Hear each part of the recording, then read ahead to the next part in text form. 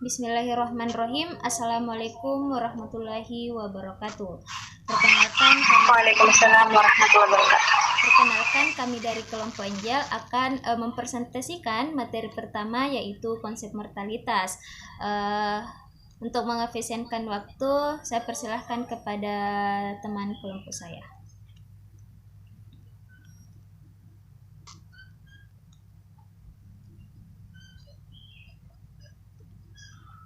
Baik, adapun pendahuluan konsep dari mortalitas ialah mortalitas atau kematian merupakan salah satu fenomena kependudukan yang dapat mempengaruhi dinamika penduduk. Mortalitas atau kematian dapat menimpa siapa saja, tua, muda, kapan dan di mana saja. Kasus kematian terutama dalam jumlah berkaitan dengan masalah sosial, ekonomi, adat istiadat maupun masalah kesehatan lingkungan. Indikator kematian berguna untuk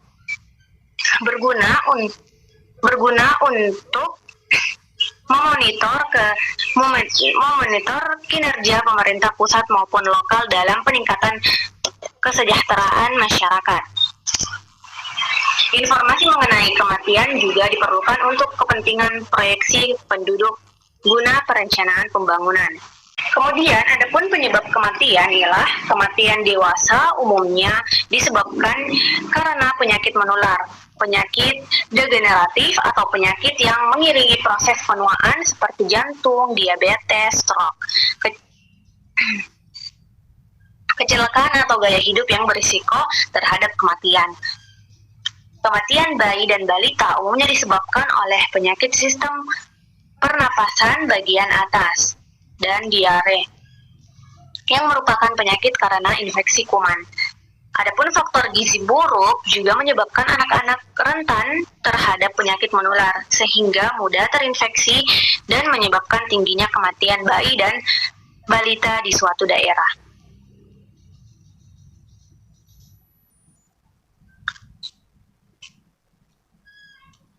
Kemudian, kematian dan faktor sosial ekonomi. Faktor sosial ekonomi seperti pengetahuan tentang kesehatan, gizi dan kesehatan lingkungan, kepercayaan, nilai-nilai dan kemiskinan merupakan faktor individu dan keluarga yang mempengaruhi mortalitas dalam masyarakat.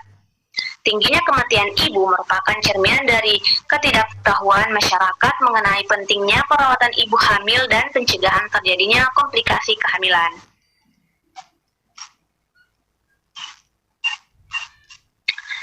Selanjutnya, komitmen untuk mencapai tujuan. Mulai tahun 2016,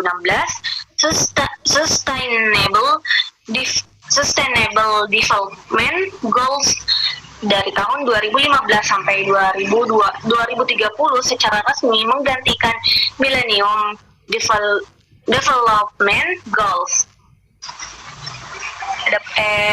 SDGs berisi seperangkat tujuan transformatif yang disepakati dan berlaku bagi seluruh bangsa tanpa terkecuali termasuk Indonesia.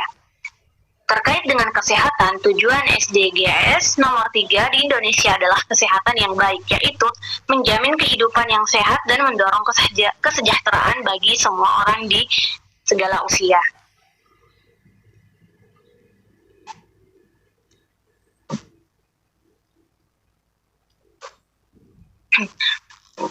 Target sistem kesehatan nasional dalam SDGs Indonesia antara lain ialah pada tahun 2030 mengurangi angka kematian ibu hingga di bawah 70 per 100 ribu kelahiran hidup.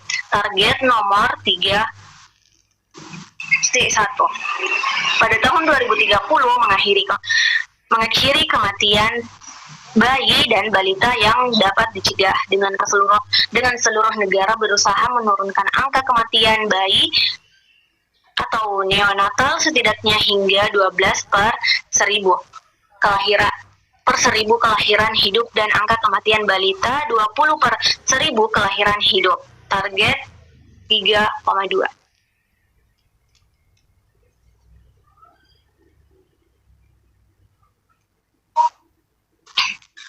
Kemudian untuk mencapai tujuan ini diperlukan usaha yang sungguh-sungguh dari dari berbagai instansi terkait, mulai dari pemerintah, baik pusat maupun daerah, LSM, dan masyarakat pada umumnya, menentukan program-program yang perlu dikembangkan untuk mencapai tujuan ini, serta menentukan indikator-indikator yang perlu diperhatikan untuk menurunkan angka kematian ibu, angka kematian neonatal, dan angka kematian balita. Mortalitas atau kematian merupakan salah satu dari 3 komponen demografi selain fertilitas dan migrasi yang dapat mempengaruhi jumlah dan komposisi umur penduduk.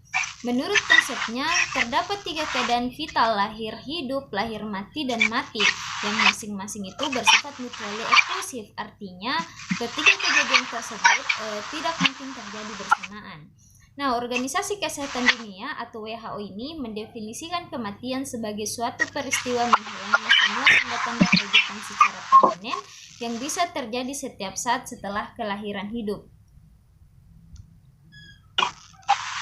Nah, selanjutnya Organisasi Kesehatan Dunia ini atau WHO mendefinisikan ketiga hal tersebut.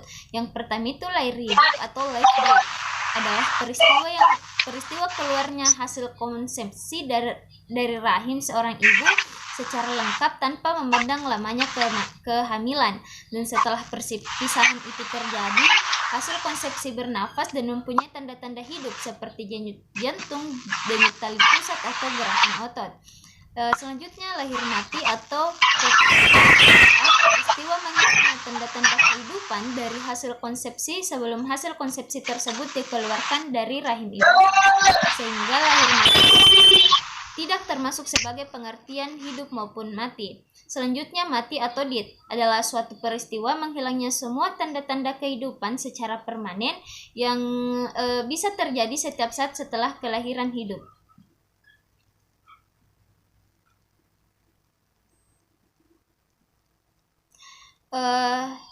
Yang pertama itu lahir mati atau fetal death dibedakan menjadi stillbirth atau late fetal death, yaitu kematian yang terjadi pada janin yang berusia 28 minggu atau lebih.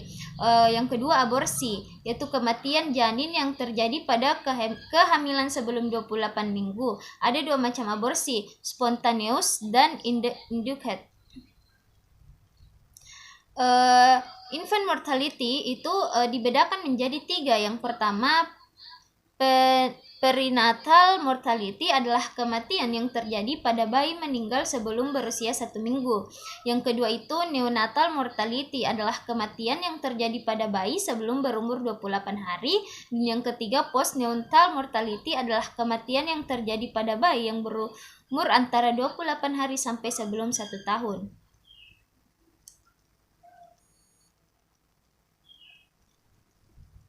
Adapun bagan dari definisi kematian bayi bisa dilihat pada gambar berikut.